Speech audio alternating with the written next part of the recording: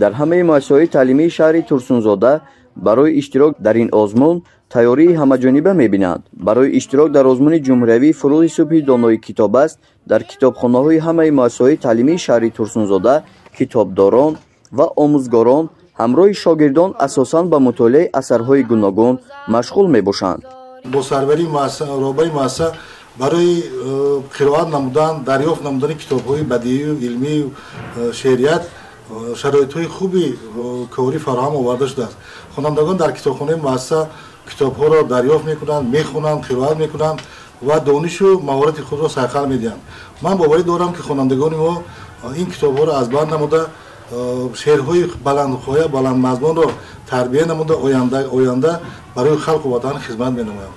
ҷаҳон ангуштарин бошад нигинӣ, ҷаҳон тахт аст агар ту тахтшинӣ, бинозам бо ту муки нозанинӣ, диёрам ҷаннати рӯи заминӣ.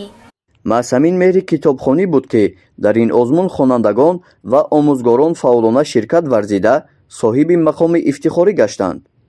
устодон дар дарсҳо ба шогирдон низ тавсия медиҳанд, то ки онҳо бештар китоб хонанд ва аз илм ҳамеша бохабар бошанд. дар муассисаҳои таҳсилоти миёнаи умумие ки мо он ҷо дидан кардем, китобдорон мегӯянд, бо эълон гаштани озмуни ҷумҳуриявии фурӯғи субҳи донои китоб аст, 2 соли охир дар муассиса сафи хонандагон дар китобхона зиёд гардидааст.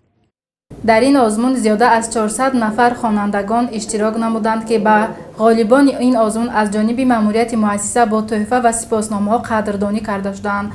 мо мехоҳем дар оянда теъдоди хонандагонро ба хондани китобҳои бадеӣ ба мутоила кардани китобҳо зиёд намоем. мо зиёдтар кӯшиш менамоем ки хонандагони мо дар ин озмун фаъолона иштирок карда то ба даври ҷумҳуриявӣ роҳхат ёфта сазовори ҷойҳои намоён гарданд.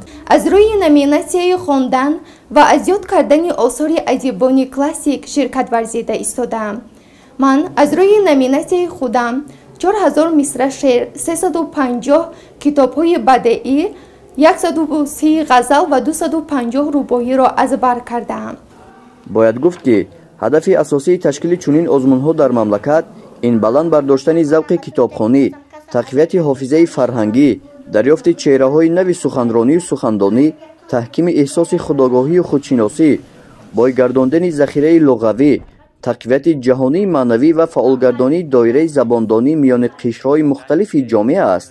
аз ин рӯ муҳассилини муассисаҳои таълимии шаҳри Турсунзода дар кӯшиши онанд ки дар ҳамаи озмунҳои ҷумҳуриявӣ ширкат варзида ҷойҳои намоёнро ишғол намоянд.